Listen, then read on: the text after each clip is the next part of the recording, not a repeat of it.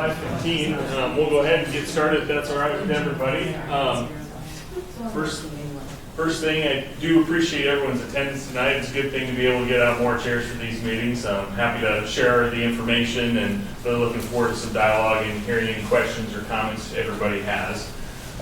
If Don didn't have a seat, you're not interrupting anything, so no problem at all. One note, especially for those who came in towards the end here, we do have some sign-in sheets. If you're willing to sign those, that'd be excellent. Really, one of the things we're attempting to do here is really bolster the city's opportunity for funding with this program. So that's one of the ways that we can do it to show community involvement. And so we're looking for input throughout the process here tonight.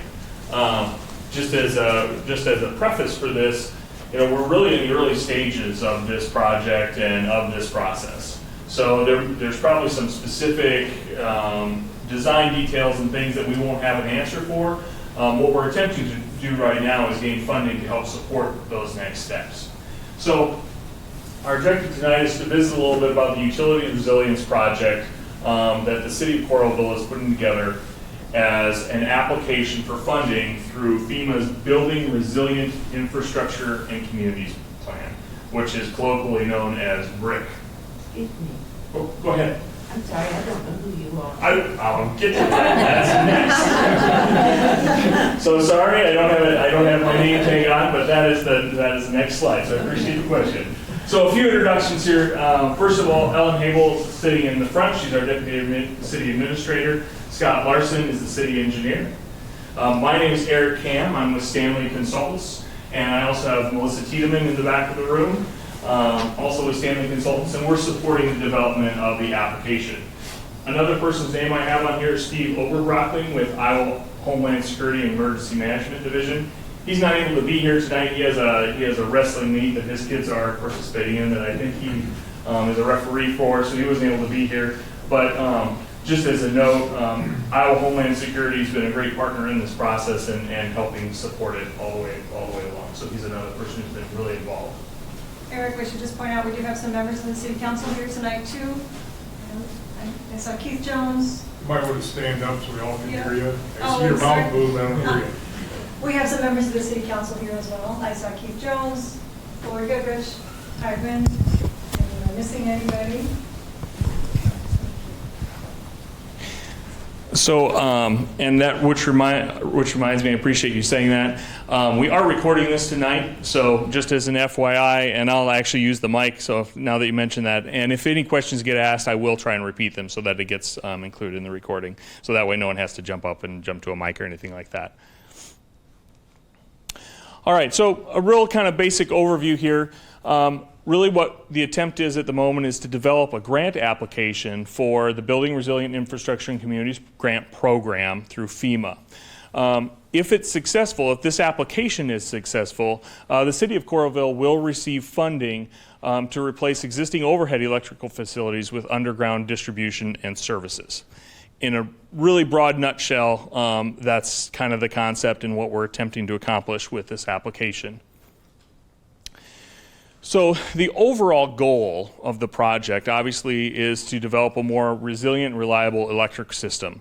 Obviously a good example of some of the challenges that the city has is with the derecho that came through several years ago. I'm sure many folks in the room experienced some damage associated with that, myself included at my home.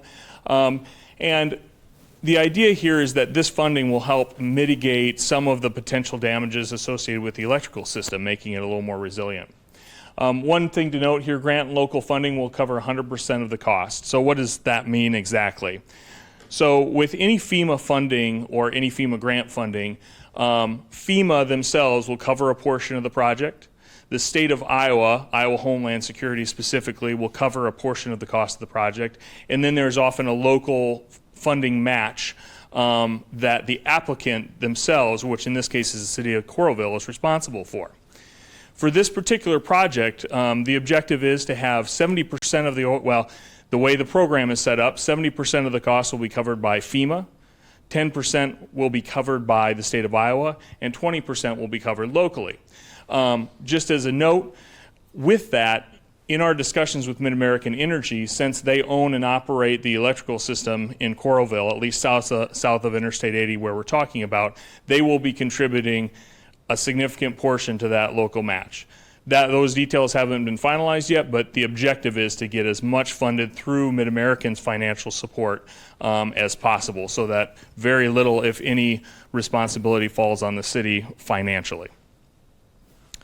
Ultimately, the project, through undergrounding the electrical facilities, not only obviously will support your electrical service to your home or business, but municipal facilities, so schools and all the surrounding support infrastructure, including the water tower, wastewater treatment, water pumps, and storm sewer pumps. So all of those things will ultimately be supported as a result of this as well. One thing to note here also is that by removing power lines that are currently in back lot lines on properties, there's really an opportunity to increase safety, especially following a severe event. So in the case of, we'll go back to the derechos, I'm sure everyone kind of remembers that, when there are down power lines in someone's backyard or across the road, that really limits the ability to get in and clean things up. And also puts homeowners and residents at risk, who, especially kids and things like that, who may not understand what that is. So it's really an opportunity to create a safer environment for residents and also improve property values along the way. So affected, when I say affected, I mean directly impacted by the project. Generally speaking, all of the Mid-American customers south of Interstate 80 will be positively affected by the project, in the sense that their electrical system will be hardened and more resilient in a storm situation. If we're talking about directly affected, as in physically, anyone who has overhead power lines in their backyard or on their property, those power lines will ultimately be removed and replaced underground. That's the objective. So there won't be any poles, there won't be any overhead lines. In addition, the communications on those power lines will be replaced underground as well. So there's a few coordination points obviously here, a lot of folks that are involved to coordinate with. So overhead electrical facilities and overhead communications facilities. The objective is to bring them all underground. So just a note, I think everyone will be familiar kind of with the general region here. The green in this map generally shows the Mid-American service territory within Coralville, south of Interstate 80. The blue area is specifically the areas that have overhead facilities today, many of which dating back 70s, 60s, 50s, depending on the poll that you look at. So it goes back a long ways, and those properties, especially in these neighborhoods just to the north of us here, will see some impact and will be impacted by the project. But those are the areas that will be directly touched, if you will. But really, the overall green area will be positively impacted in general.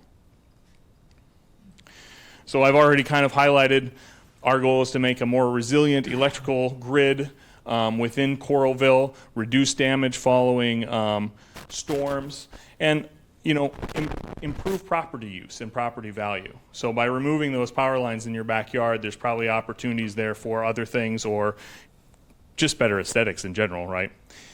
So there are some other impacts. During construction, there are some challenges, of course, with access. Where construction is taking place. I'm sure everyone here has experienced some sort of construction, whether municipal or utility, on their property or around their property. It does result in some impacts. There may be some access issues, and there will be changes to how your utilities come into your home. If you have an existing overhead connection, that will need to be converted to underground. Typically what that just means is that the overhead will be removed and then the underground will come up into the same, we'll say, meter socket or whatever the case may be. But obviously your yard or your property will be impacted. The real objective overall through the construction planning process will be to minimize that and to restore it back to the original condition. That's, of course, the objective in any construction project like this. So as we move forward, that's going to be a key component as we work with Mid-American Energy, communications companies, and contractors.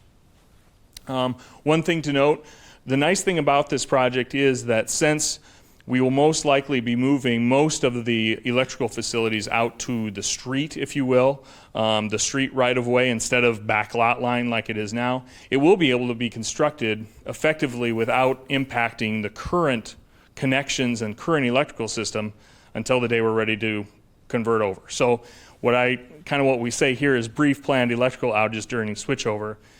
Those will be planned. It'll be neighborhood by neighborhood. Okay, we're going from overhead to underground today. Come through, everything's ready to go. It's rewire your meter sockets and turn things over. So with proper coordination and communication, we should be able to mitigate any interruptions to your electrical service. One thing also to note that we do want to attempt to do is to make sure that we use the city website, social media, direct mailer, similar to what you received, to inform people about what's going on. I think it's safe to say that during this project, there will be phases throughout different neighborhoods. We will want to continue to hold public meetings to kind of inform people about the status and where things are going and what's next. So just a general note on the schedule. Right now we're putting the final touches, if it's fair for me to say, on the actual application that will go into FEMA, which is due to be submitted. Deadline is next Friday. We're hoping to kind of finalize everything by the end of this week. So the application will be submitted by the end of January. The reality with these projects is it's 3 to 9 months of review by FEMA.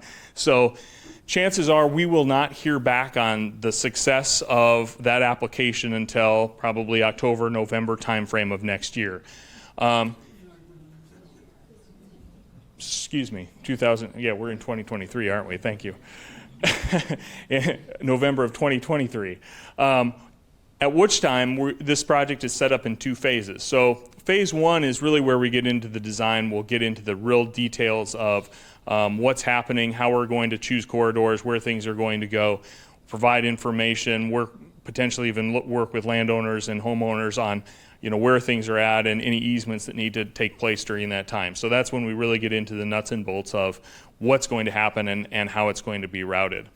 In addition, there's environmental and historic preservation concerns that need to go through the process with FEMA. It's a NEPA review and a Section 106 review, so that will occur during that time.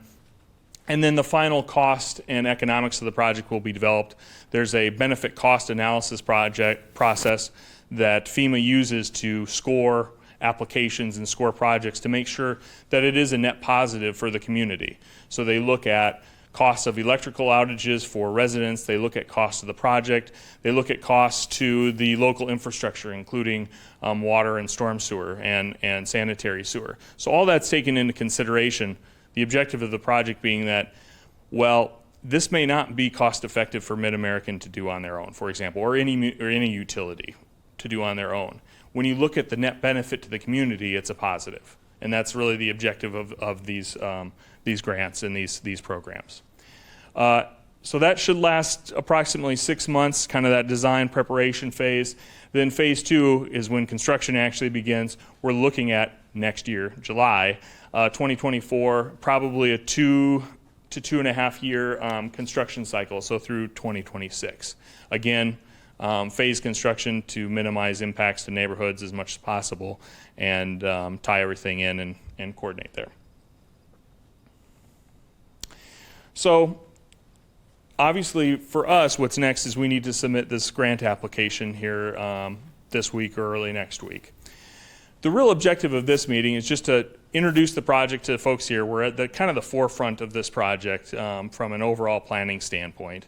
But we do want to try and get feedback on any thoughts, concerns, support for the project generally.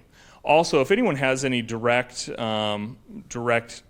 examples of damage or power outages for your property that you'd be willing to share with us, we would take it because it helps us justify the project overall in our application. So if you're willing to share your story on that, we take some notes and be able to add that to our documentation for the application. As the project progresses, we will have further updates and public meetings based on the success of the application. Just as an aside, if we submit the application and it is not successful in this particular round, the FEMA BRIC program is an annual program. So we could continue developing this application, which actually the city is getting full funding for the development of the application. They have what's called an advanced assistance grant, which is paying for all the upfront development of the application. So we can continue on that process. We haven't used that budget, we haven't used that money, and we will continue on that process. So that way, a year from now, we can submit an application that has a lot of the design components considered and potentially puts us in a better position. Another opportunity is that there are what's called hazard mitigation grants that this type of project can be submitted against, and also look for funding opportunities. So even if this round isn't successful, which we're strongly hoping that it is, there are other opportunities that this effort that the city's going through will be successful in the future. So just a few contacts. Obviously, I introduced Scott and Ellen along the way.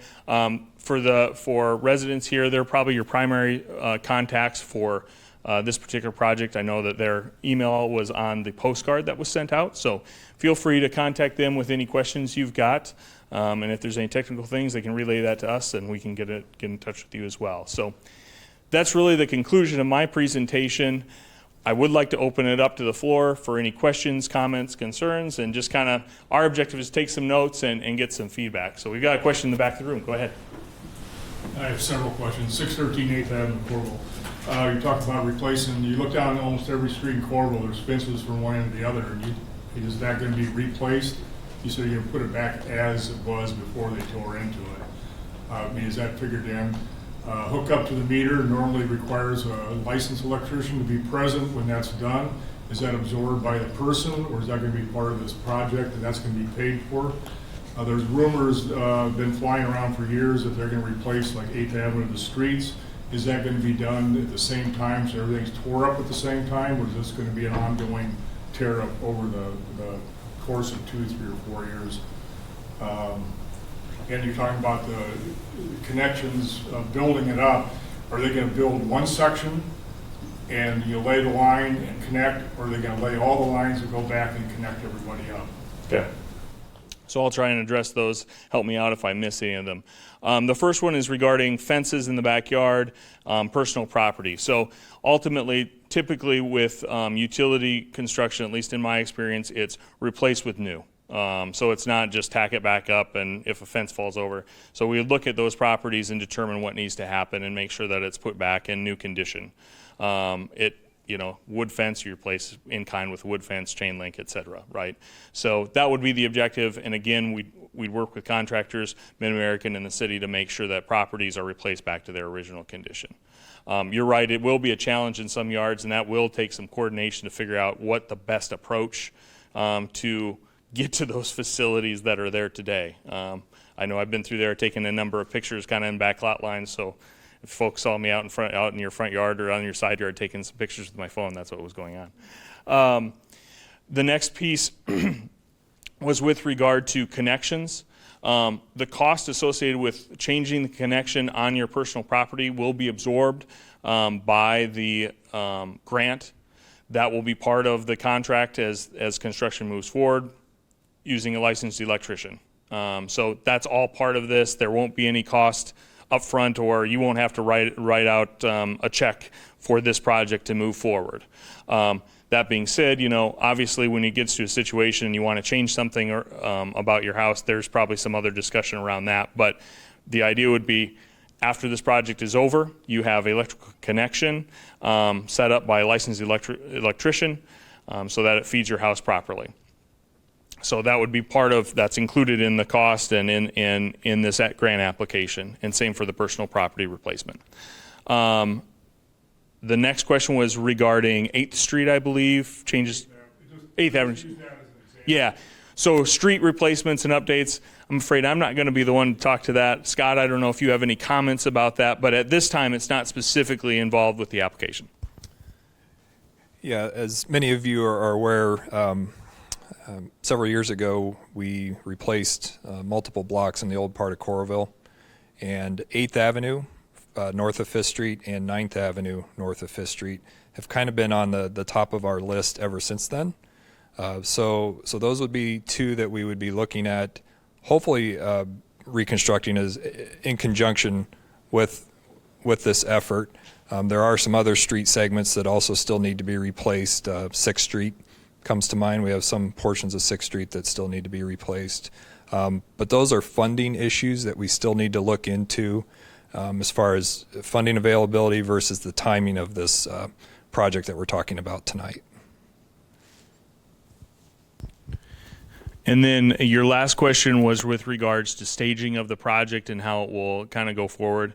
And this kind of speaks to Scott's comment as well. You know, as we talked about before, there is a phase 1, which is really preliminary planning and development. And so I don't think I can answer your question in total other than to say that similar projects that I've seen are phased across neighborhoods. So they'll lay underground conductor. They will then, in an area that makes sense electrically, will reconnect all those homes and then move on to the next section. Again, timing exactly on when that will happen is probably going to be determined in the phase 1 portion, and over the next, we'll say 9 months to a year, you know, as things move forward on this project. But generally speaking, you know, from an electrical perspective, you lay new conductor. You bring everything up to the meter, and then at a specified time, you reconnect that group of homes or businesses in that area. And then after that, you retire or wreck out or take out all the old conductor that's there today. Did I miss anything on your questions? Thank you very much. I appreciate that. Go ahead over here. Would that be the utility masts too that go through our roofs? Correct. Potentially. Obviously, connections to each house. You have the mast that's on your house. We look at that on a case by case basis, but that would be part of the project, is to evaluate exactly what needs to happen there, especially if it has to do with any structural or roof issues. We want to make sure that that's taken care of so that anything that's taken off is properly replaced and repaired, etc.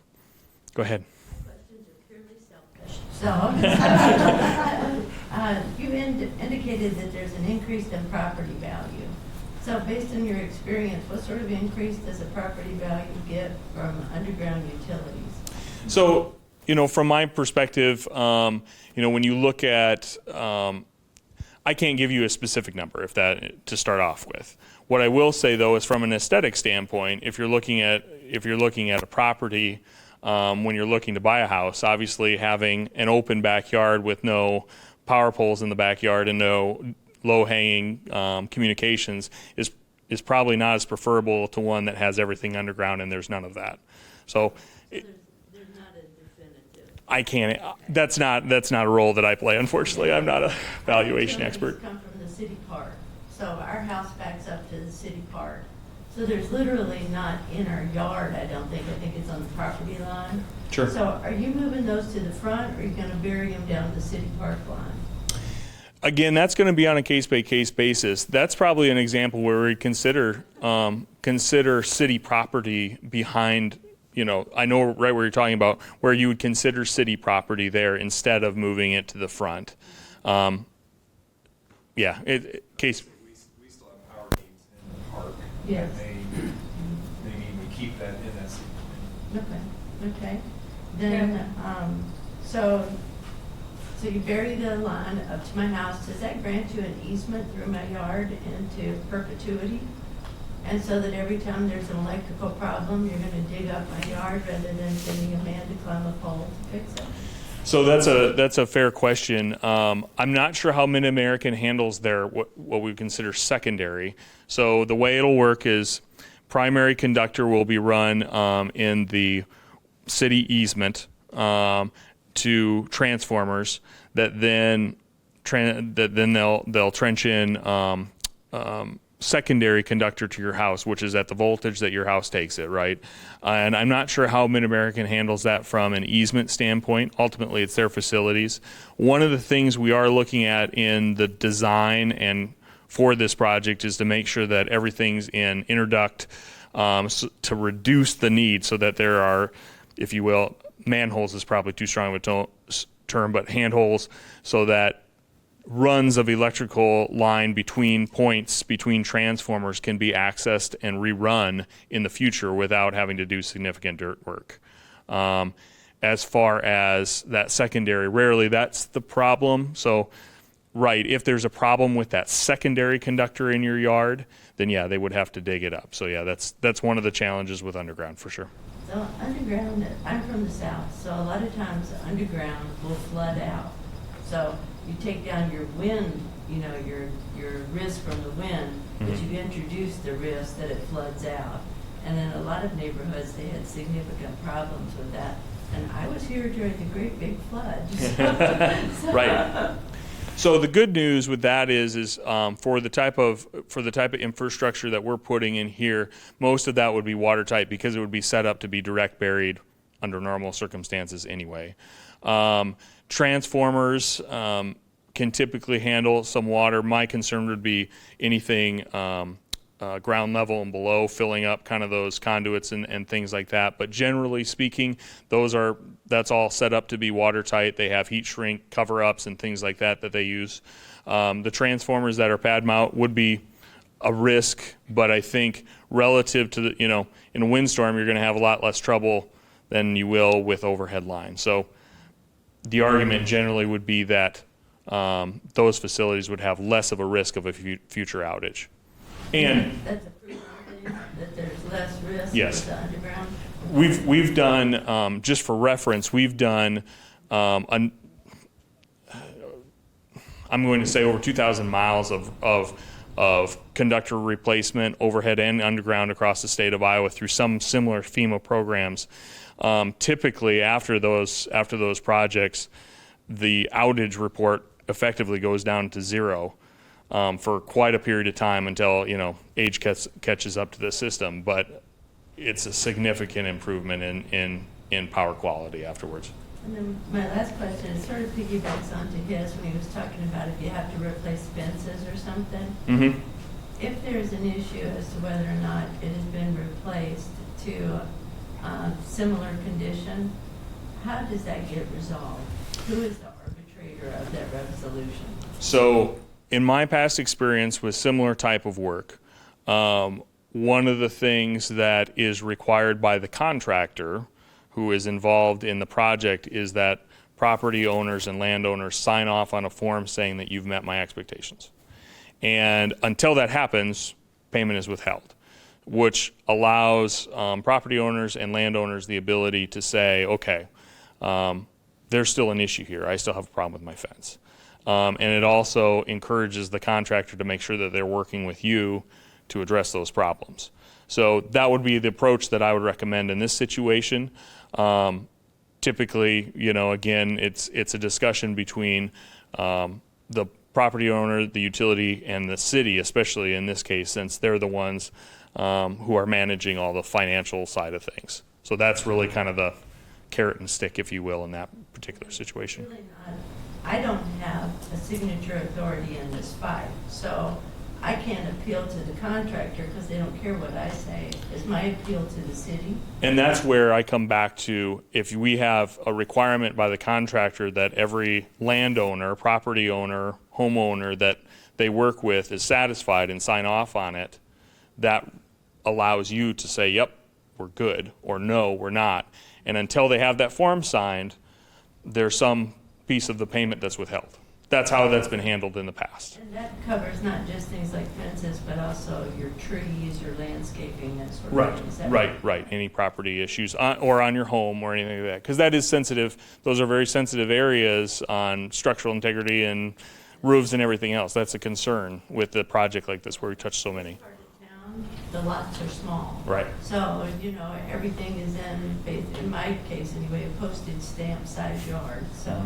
Right. So it's very small navigation for folks. We understand, absolutely. Sorry, sir. So my questions are around the transformer. First one, you talked about the handhold boxes being below grade. Correct. Like down Fifth Street, all the switch gears and everything are the large green boxes all the way down Fifth Street. Are we gonna have more of those throughout every neighborhood, or are those gonna be underground as well? And then I have two other questions. Go ahead. So if I do have this service out front, are you horizontal boring under our houses, around the houses? Because my service just moved within like 20 feet of the back property line. right? It's like 30 feet closer now to the fence line than it was 6 months ago. And then the third question is, if we have the utilities running down our streets now, is there going to be any infrastructure to fix the overhead lighting, street lighting, and more like lower voltage LED lighting for sidewalk level or something to get away from the large telephone pole Yeah. and bright lighting that we have throughout the neighborhood, and the mid-block lighting that's missing in a lot of our neighborhoods. Yeah. So I can certainly address the first two questions. I'm going to have to look to Scott to the last one. So the first question was regarding what type of equipment is being installed here. So certainly you will see more of the green pedestals and transformers throughout the area. Basically, you're trading power poles for some of those. Yeah, green boxes.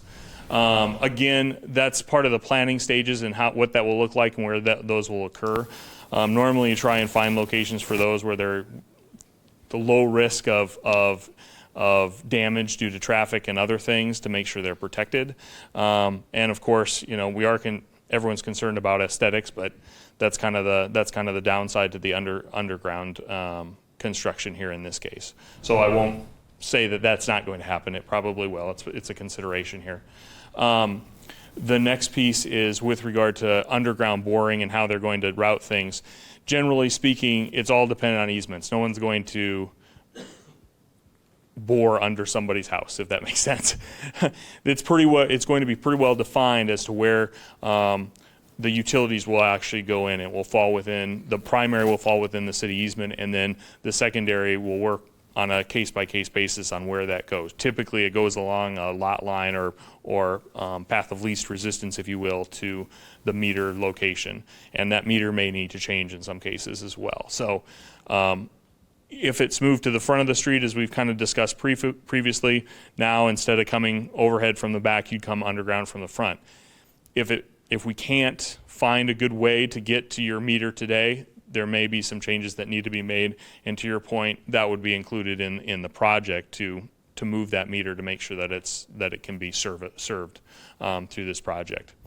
With regard to your question on improving streetlights, Scott, do you have any commentary on that? Yeah, I'll just mention real quick, there is obviously a trade-off when it comes to above ground boxes that you don't have in front of your properties today. Much like we're doing currently on 5th Street with our upcoming 5th Street reconstruction project, we are getting rid of all the overhead electric communication lines, but in exchange for that, we do end up with the big switchgear boxes and transformers. We have talked a little bit with Mid-American Energy about the older part of Coralville. Those neighborhoods won't really necessarily require switchgear, but there will be a need for above ground transformers. And so it would be a process of trying to locate those only where necessary. And we're not just talking about electrical, we're talking about communications. So that could be one of, right now, 4 communication companies. And I think some of you know that IMON and Metronet have already located some new aerial facilities, also underground facilities. So those utilities would have potentially flush mount boxes in front yards or small pedestals in front yards as well. Again, replacing what's currently overhead in your backyards. And so as far as the question of street lighting, that is something that will be taken up at the time we get around to doing the next street reconstruction project. I will say in the past we've kind of talked about the older part of Coralville. I would agree there are some mid-block lighting needs. The question of actually doing pedestrian level lighting in a strictly residential neighborhood, that would be a different path that we haven't taken before. But again, those are all questions that we would have meetings like this in the future if we decided, yes, we're going to do 8th Avenue this year or 9th Avenue. So.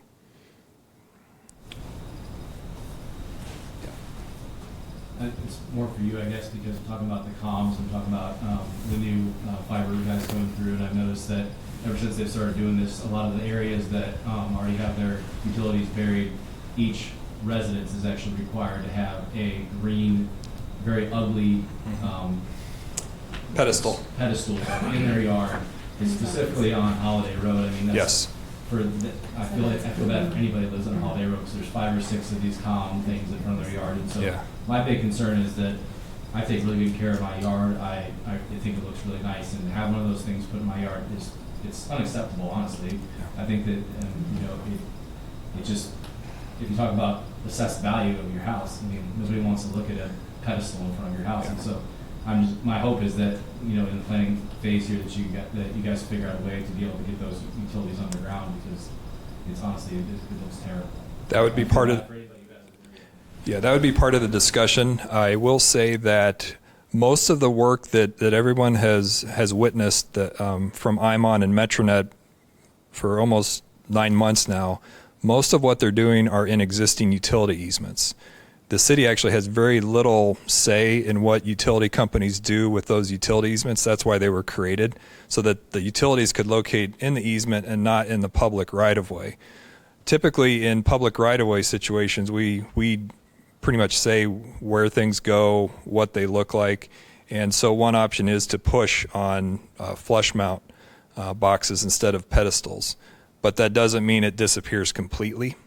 The other part of that is both companies have been doing a much better job since they started as far as kind of clustering, where, for decades, folks have had REC transformers or mid-amp transformers in your yards or CenturyLink pedestals that just kind of disappeared into the environment. But as soon as somebody new showed up, whether it's IMON or Metronet, and they put in a new box, it's almost like all the other boxes that have been there for decades are ignored, and it's all about, well, somebody new put in one new pedestal. To me, the key is to make sure the placement of any pedestal like that is done properly and not just stuck in the middle of the front yard so you look out your front window and see it every day. We've had those discussions with a lot of your fellow residents as these 2 fiber companies have built out. So, And not crooked. yes, they seem to go in crooked. Yeah. And then they get straightened up. But yeah. Well, and to that point too, one of the benefits of doing this a little more holistically is we can look at, okay, what all needs to go in here, and we can have a larger plan instead of, well, this utility is doing this, and then this utility is doing this, and then next to it, this utility is doing this. We can look at it more like, okay, we've got 4 sets of communications and electrical going in this corridor. Therefore, we'll look at what's the best approach to installing the necessary facilities, whether that's flush mount, whether there are the need to be pedestals. And then again, this whole program, since all the funding runs through the city, gives the city a lot more leverage to make sure that those things are addressed and planned out and things are straightened when we're all done, right? So that's a fair point and perfectly reasonable complaint. Go ahead. Yeah, I want to switch the focus here from one of the questions was whether or not we wanted it or accepted it. And just my point of view, I own property in Coralville Tribal Edition, aka my name is Robert Rogers, Mr. Rogers' neighborhood. And some of the residents have seen this and have talked to me about it. And to give you guys an idea, I have rental property and I rent to families. And every time the power goes out, they're out. And so what I did a few years ago after I bought the property, I bought a generator. So it'd be nice to know that next time we have a storm, I don't have to go up to my garage to get the generator to come back home. Some of my next door neighbors with kids and babies can have electricity. That's our objective. I appreciate the perspective. That's good. Thank you very much. Go ahead. I want to go back when you're talking about they're going to pay for everything, like the gal talked about masts on the house, holes in the roof, soffit, whatever it may be. In my case, the property I'm dealing with, it's already underground, so that's not an issue. But, and I'm sure Mr. Larson can say how many properties this is going to be for this area, 1,000, 1,500, 2,000? So the exact number of meters affected, based on what Mid-American has provided us on their system, there are 1,800 meters that would be directly impacted. Now, the overall impact is larger for kind of that blue area versus the green area, but 1,800 meters would be directly touched in some way through this project that are currently served through an overhead circuit today. Now, does that mean that all 1,800 will even require, so for example, I assume you may be served overhead, but it goes underground before you're... I replaced the 60 amp with 150 amp, so we Yep. had it done underground, so that was all taken care of years ago. Right, right. So I guess my point is, if you got 1,800 people or 2,000 properties, and you're talking 20 million, and if every one of them had to have an electrician there, and they had to have something replaced on the roof, it's not gonna take long to burn through $1 million just Right. to repair, not counting everything else. So I guess my question is, are you going around to every one of these people and surveying them individually before this even gets put somewhere? I mean, I'm sorry, 20 million doesn't sound like enough. Yeah, you're right. We can get through $20 million in a hurry in a project like this, especially with some of the lead times and challenges with materials today, right? So that's part of the phase one process. The budget that's been developed to date is a preliminary estimate of, okay, if we wanted to go through and replace all the underground in these neighborhoods, as well as some converting several transmission structures from wood to steel, to help with the transmission system as well, kind of in that process. What does that look like? But at the end of the day, phase one is really about going through and saying, okay, what's really going to need to be taken. So for every single meter, there is an estimate that we are going to have to replace the meter socket, if you will, and some facilities around that. So that's included in that $20 million today.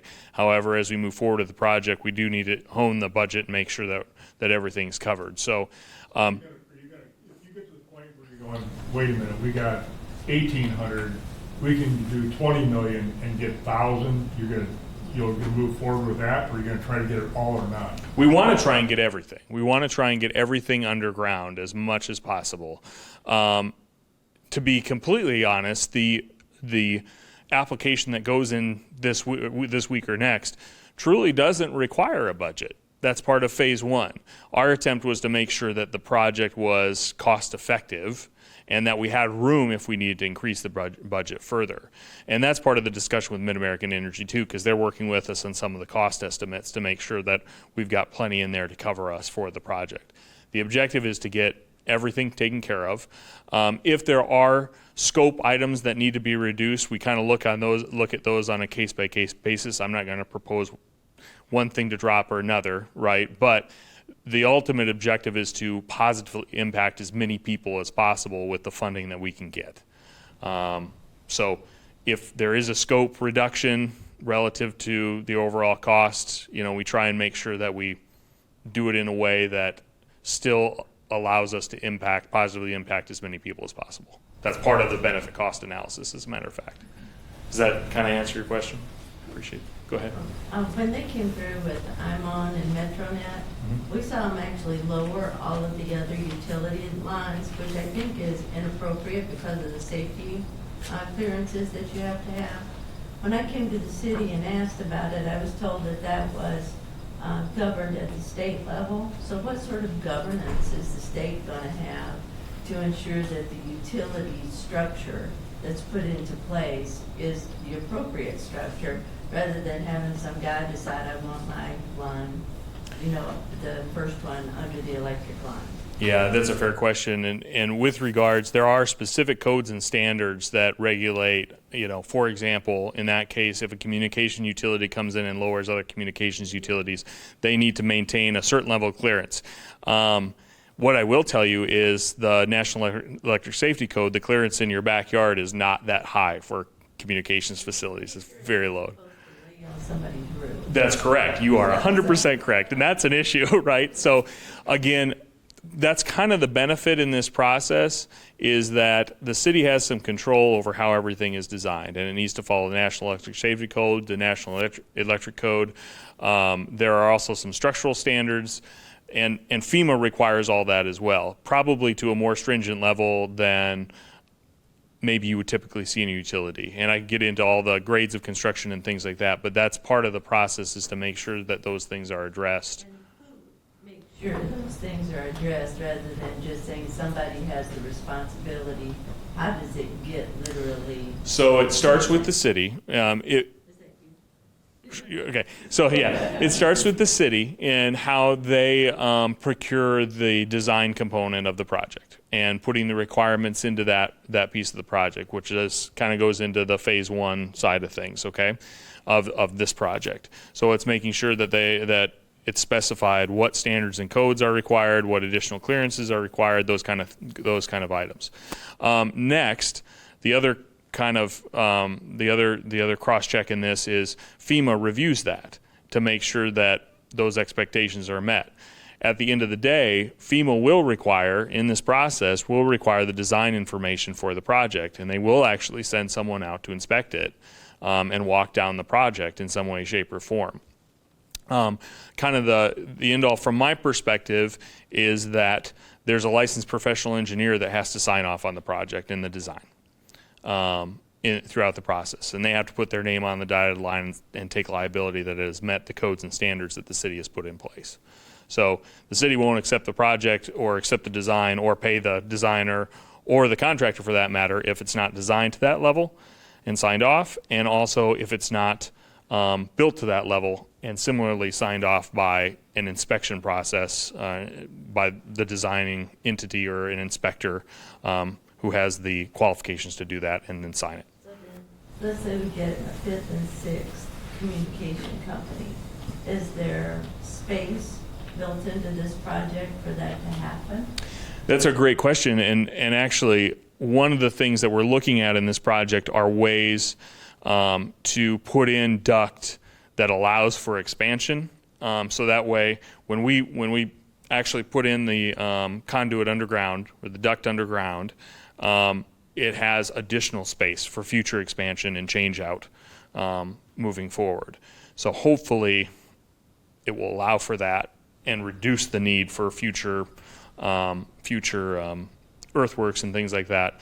Now, one of the challenges with this project is agreement and cooperation from all involved, right? So we've got a number of entities that will be taking up this space. The benefit that we have with this particular approach is that the city will have some control over that based on where it's at in the right of way and how we're going to design it.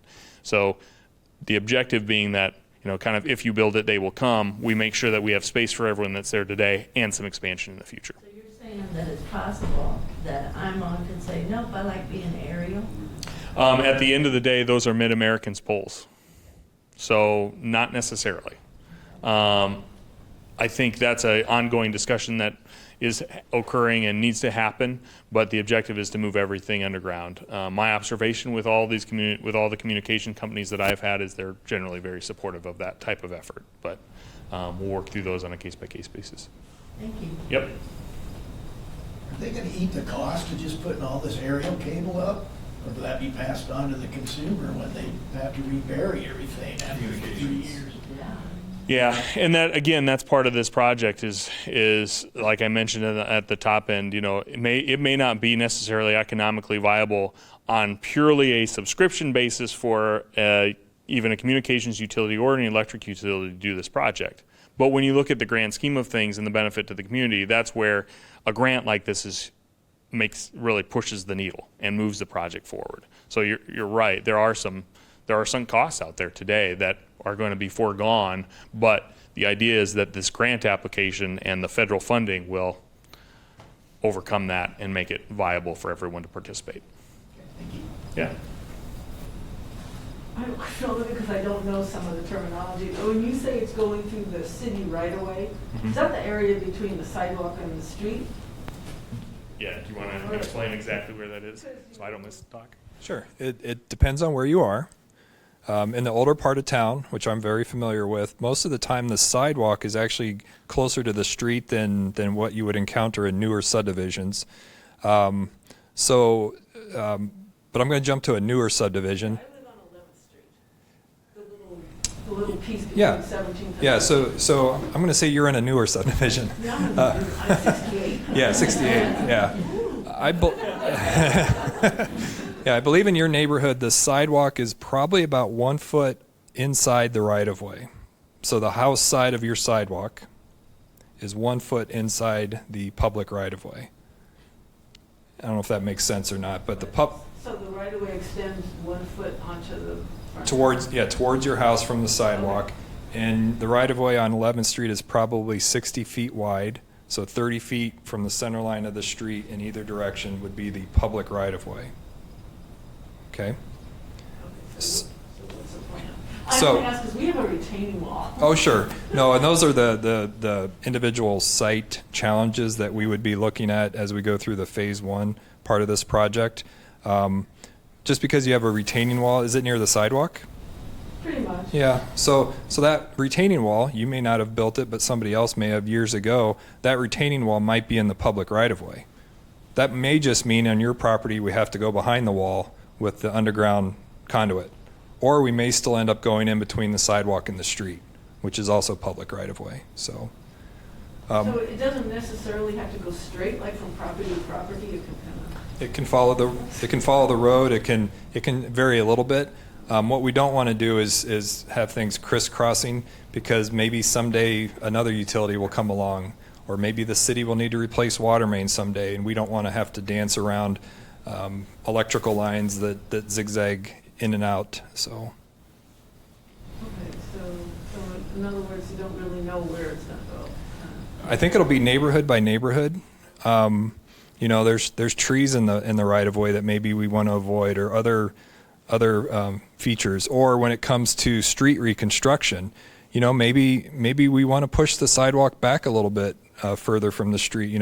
When we did several reconstruction projects in the old part of town, we had problems with the driveway approaches that are steep, because the sidewalk is so close to the back of curb.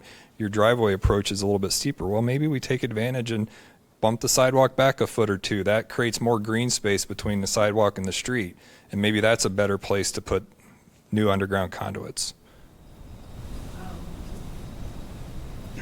So it's basically, if you'll dig in the front yard, and it could impact sidewalks, driveways, Yes. and could it possibly follow other utilities? It could be a combination of digging or trenching, and also directional drilling, which is a lot of what you've seen Metronet and IMON do recently.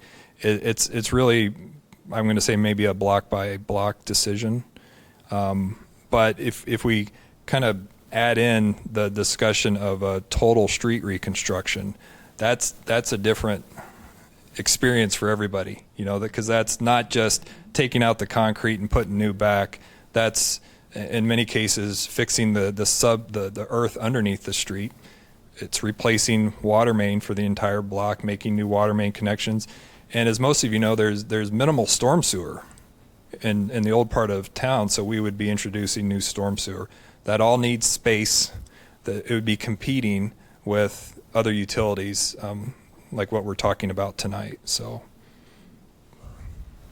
why not maintain the current easement for the utility lines?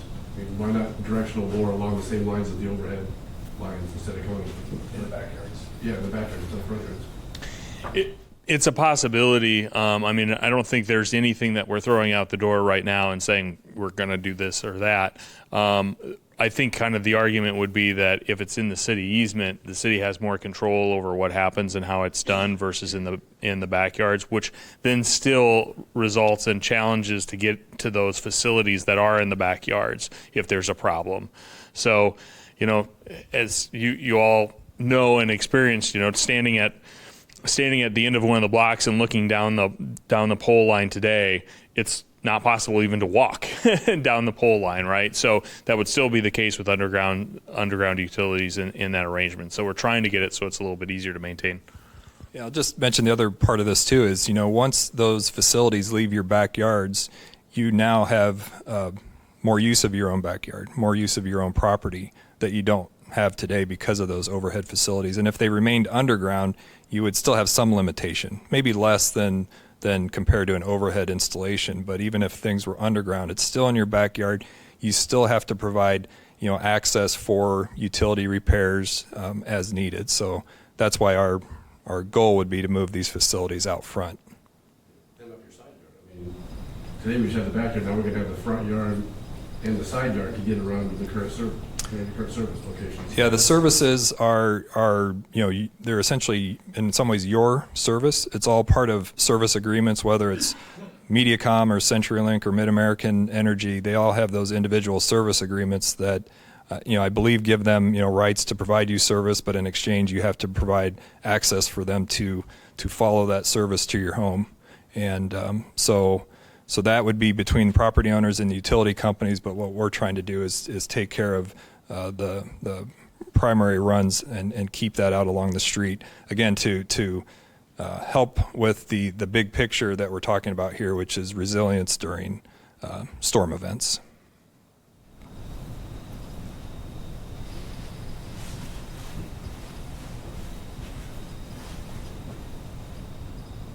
Any other questions?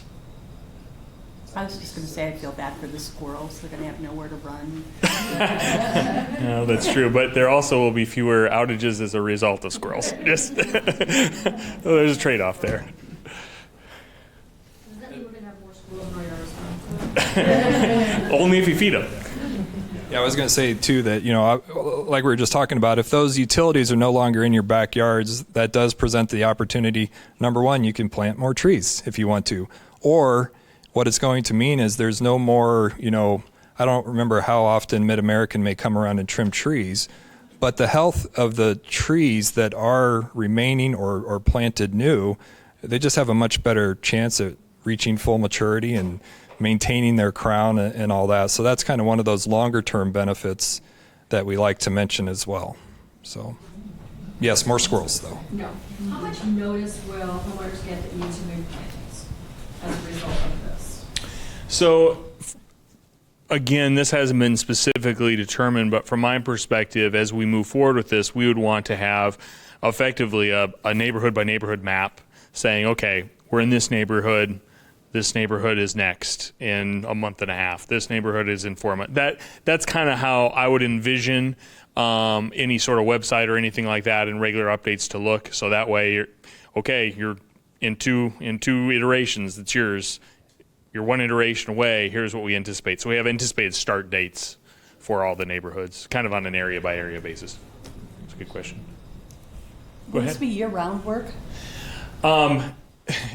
Yeah, effectively. I mean, Possible that during the winter I'll have to walk to my car on another street? we try to avoid those situations as much as possible, obviously. I don't think, from my perspective, I don't think that this work will result in people completely losing access to their property like a complete street reconstruction would. As Scott mentioned, we'll be doing some directional boring. There may be some trenching. We try and make sure. My observation in past utility projects, if someone has to cut across the driveway, they cut across it in the morning, they do the work, lay the conduit, and then they put gravel in it right away so you have access to it. And then obviously fix it back to original condition. But that way you still have access to your property as quickly as possible.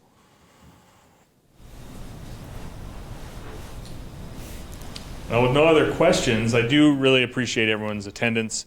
We've been taking some notes along the way and plan to use some of the comments and questions in our application. So we have a few more days to plug those in. Really appreciate everyone's time. Don't hesitate to reach out with any questions.